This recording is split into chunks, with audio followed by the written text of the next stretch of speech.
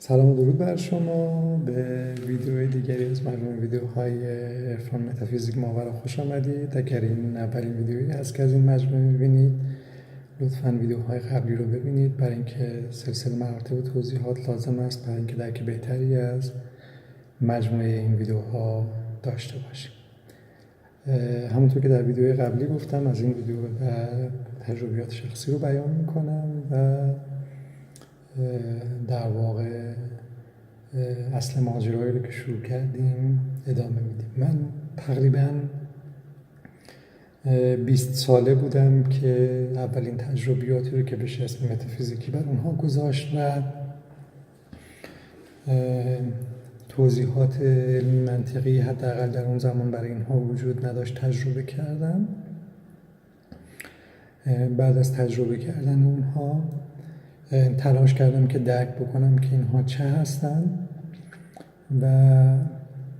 به چیزهایی دست پیدا کردم مبتنی بر اون جستجوها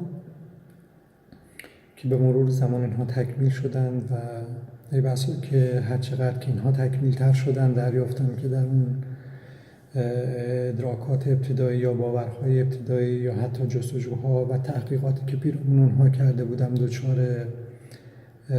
اشتباه شده بودم و مسیر اشتباهی رو طی کرده بودم و درک درستی نداشتم. حدوداً گفتم تقریباً 20 سال سن داشتم. از دبیرستان تازه فارغ التحصیل شده بودم. در دوران دبیرستانم به شدت درگیر مسائل معنوی و ماورایی بودم. در سن 19-20 سالگی اولین تجربه خروج از بدنم رو داشتم و این چیزی در اون زمان واقعا عجیب و غریب و شگفت انگیز و غیر قابل توضیح بود. ساختار تفکرات من رو دستخوش تغییرات جدی کرد. من چیزی رو تجربه کرده بودم که اون زمان خب دسترسی چندانی به اینترنت نبود، توضیحاتی براش وجود نداشت. اگر به کسی مراجعه می‌کردم برای توضیحات توضیحاتی که میدادن درست و قانع کننده و کامل نبود و درک درستی رو به من نمیداد و بیشتر به این باور میرستم که هیچ چیزی از اون اتفاقی که برای من افتاده نمیفهمم. در ارتباط با روح صحبت میکردن، در ارتباط با جسم اسیری انسان صحبت میکردن که یک ماهیت دیگری از انسان در اون حالت در من قابل ادراک شده و من اون رو درک کردم. اما اولین تجربه من زمانی که خودم رو بیرون از جسمم دیدم به قدری وجدآور و نشاط انگیز و عجیب و غریب بود که حاضر نبودم رو با هیچ چیز دیگری عوض بکنم. صرفا میخواستم که اصلا در اون حالت بمونم کلا و اگر قرار هست زندگی داشته باشم در اون حال طی بشه و حاضر نبودم که زندگی معمول رو ادامه بدم به خاطر اینکه یک فرصت بکری بود که یک نوع دیگری از زندگی، یک نوع دیگری از ادراک رو به من میداد که آزادی عمل در اون اصلا قابل مقایسه نیست با اون چیزی که در زندگی معمولمون ما داریم. چه بسا اینکه من بخوام حتی اینا رو مقایسه کنم، این وقت شما هست صحبت از سیب میکنید و پرتقال، یک خصوصیاتی این داره یک خصوصیاتی اون داره، اما در جای خودشون هر دو نیکو هستند، اما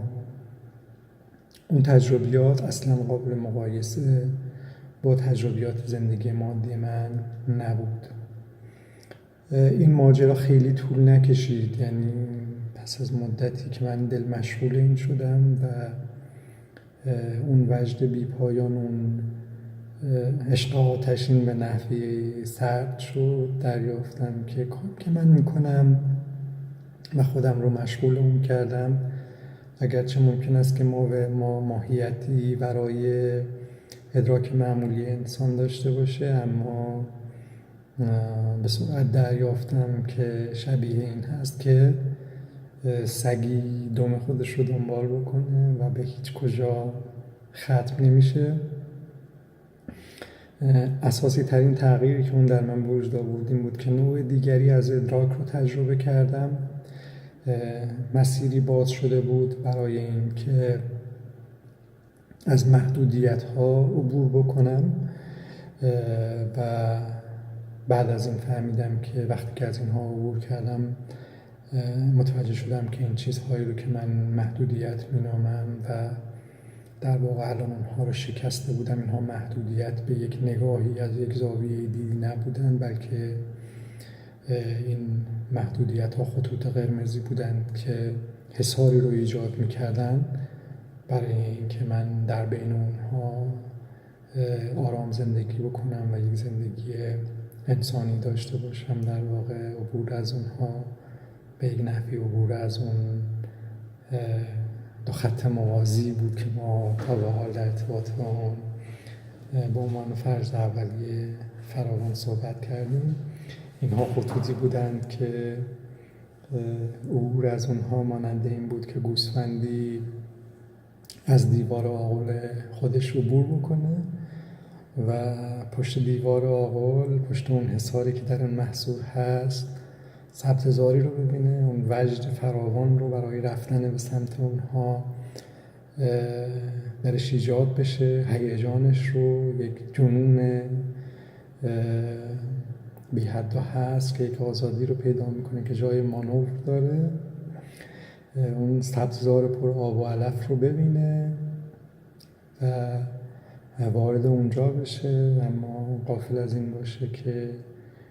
در پس هر صخره در این سبززار گرگی در کمین نشسته هست و اون موقع هست که شاید به این باور برسه که اون حصاری که او در پشت اون قرار داشت اگرچه او از اون آب و علف محروم کرده بود، اما در واقع مانع محکمی بود برای اینکه گرگ‌های در پس صخره‌ها به اون دسترسی داشته باشن. اون وجد